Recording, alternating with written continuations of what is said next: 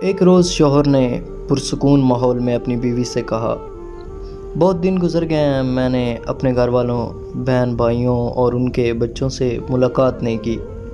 میں ان سب کو گھر پر جمع ہونے کی دعوت دے رہا ہوں، اس لیے مہربانی فرما کر تم کل دوپہر اچھا سا کھانا تیار کر لینا۔ بیوی نے گول مول انداز سے کہا، انشاءاللہ خیر کا معاملہ ہوگا۔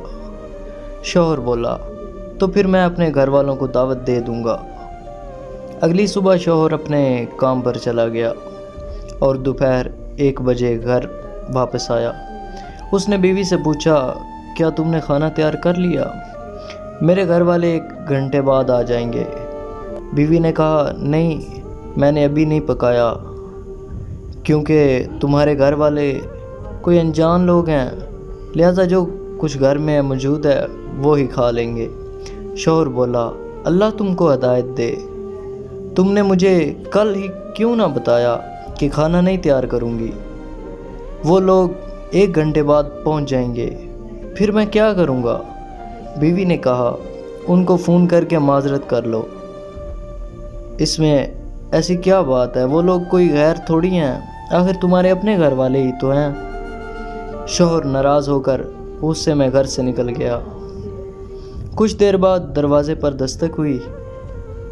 بیوی نے دروازہ کھولا تو یہ دیکھ کر حیران رہ گئی کہ اس کے اپنے گھر والے ہیں، بہن بھائی اور ان کے بچے گھر میں داخل ہو رہے ہیں۔ بیوی کے باپ نے پوچھا، تمہارا شوہر کہاں ہے؟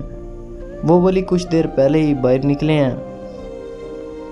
باپ نے بیٹی سے کہا، تمہارے شوہر نے گزشتہ روز فون پر ہمیں آج دوپہر کے کھانے کی دعوت دی، یہ کیسے ممکن ہے کہ وہ دعوت دے کر خود گھر سے باہر چلا گیا؟ یہ بات سن کر بیوی پر تو گویا بجلی گر گئی۔ اس نے پریشانی کے عالم میں ہاتھ ملنے شروع کر دیے، کیونکہ گھر میں موجود کھانا اس کے اپنے گھر والوں کے لیے کسی طور لائق نہ تھا، البتہ یقیناً اس کے شوہر کے گھر والوں کے لائق تھا۔ اس نے اپنے شوہر کو فون کیا اور پوچھا، تم نے مجھے بتایا کیوں نہیں کہ دوپہر کو میرے گھر والوں کو دعوت دی ہے؟ شوہر بولا، میرے گھر والے ہوں یا تمہارے گھر والے، فرق کیا پڑتا ہے؟ بیوی نے کہا، میں منت کر رہی ہوں، باہر سے کھانے کے لیے کچھ تیار چیز لے کر آؤ، گھر میں کچھ نہیں ہے۔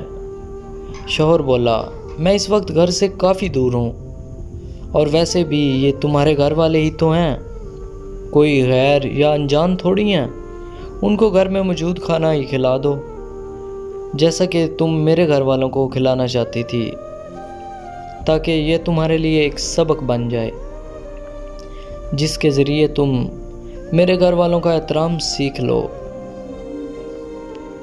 دوستو، لوگوں کے ساتھ ویسا ہی معاملہ کرو جیسا تم خود ان کی طرف سے اپنے ساتھ معاملہ پسند کرتے ہو۔